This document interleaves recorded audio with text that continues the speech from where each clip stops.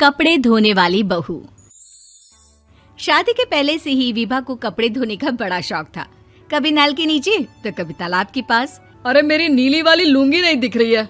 विभा की अम्मा, कहाँ रखी है लुंगी? अरे वो तो विभा ने परसों ही धोकर रखी थी आपकी अलमारी में, देखो वहीं होगी। वो ना मैंने आज धो दी, मुझे लगा कि गंदी हो गई होगी। अरे कैसे गंदी हो गई थी? उसे तो मैंने पहना भी नहीं। हे भगवान, इस लड़की के कपड़े धोने की आदत से परेशान हो गया हूँ मैं।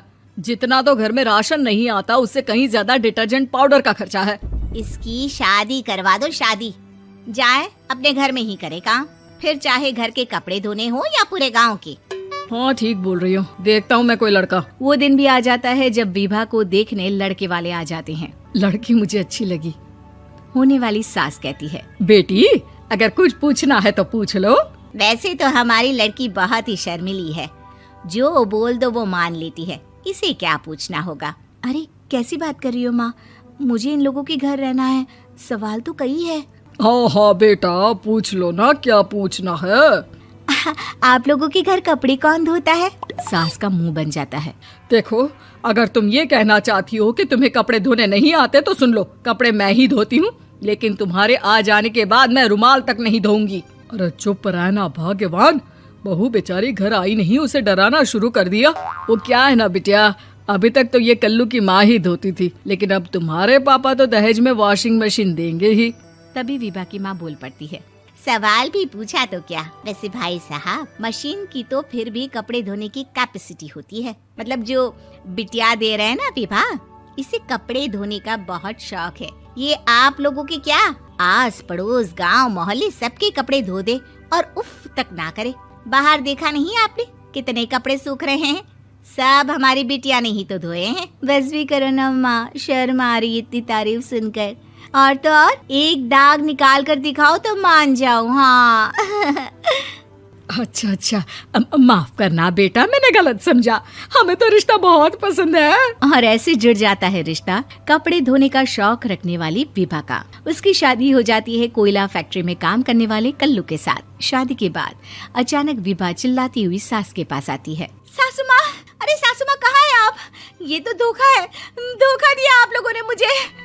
इसे ससुर के चक्कर के बारे में पता चल गया। अरे तो उसमें तुझे क्यों धोखा मिला है? अरे नल में पानी नहीं आता, कपड़े कैसे कब धुलेंगे?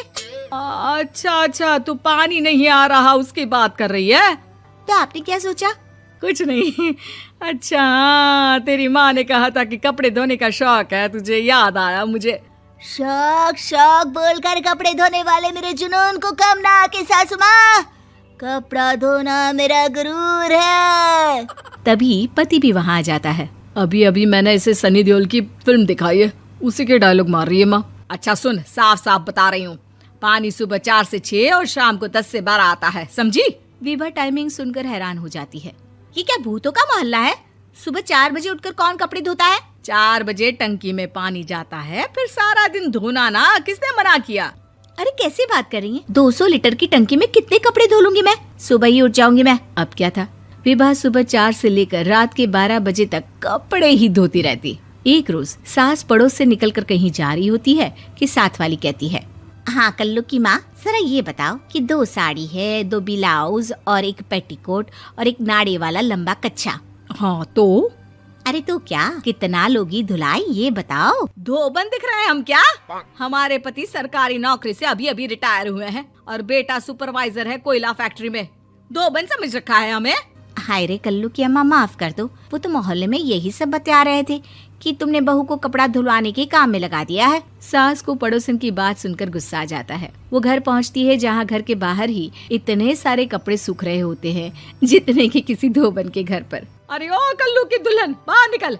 माँ जी यहीं आ जाओ, बाथरूम में चादर धो रहे हैं हम। अरे अभी हम धोते हैं, तुमको बाहर निकलो। ये आस पड़ोस वाले बोल रहे हैं कि हम बहू से कपड़े धुलवा कर उसे कपड़ा धोने वाली बना दिए हैं।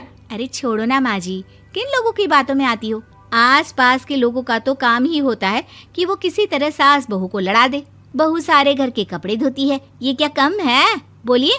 सास को भी लग जाता है कि वो बहू का ये सनकीपन नहीं छुड़वा सकती, इससे अच्छा है कि खुद ही चुप हो जाए।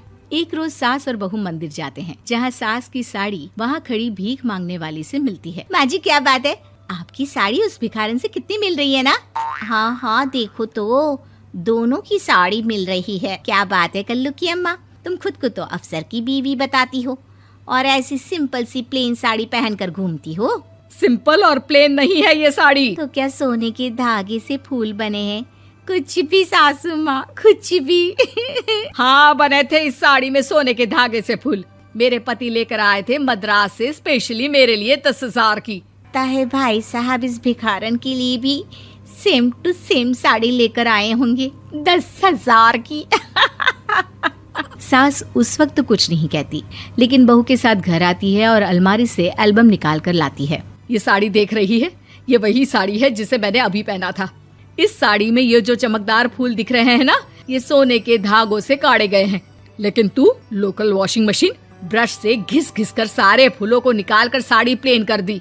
मुझे माफ कर दीजिए सासू माँ। और तो और, जब मैंने तुझे तेरी गलती के लिए कुछ नहीं कहा, लेकिन तूने तो सबके सामने मेरा मजाक ही बना दिया। क्यों? बहू को समझ में आ जाता है कि अब से उसका कपड़े धोना बंद।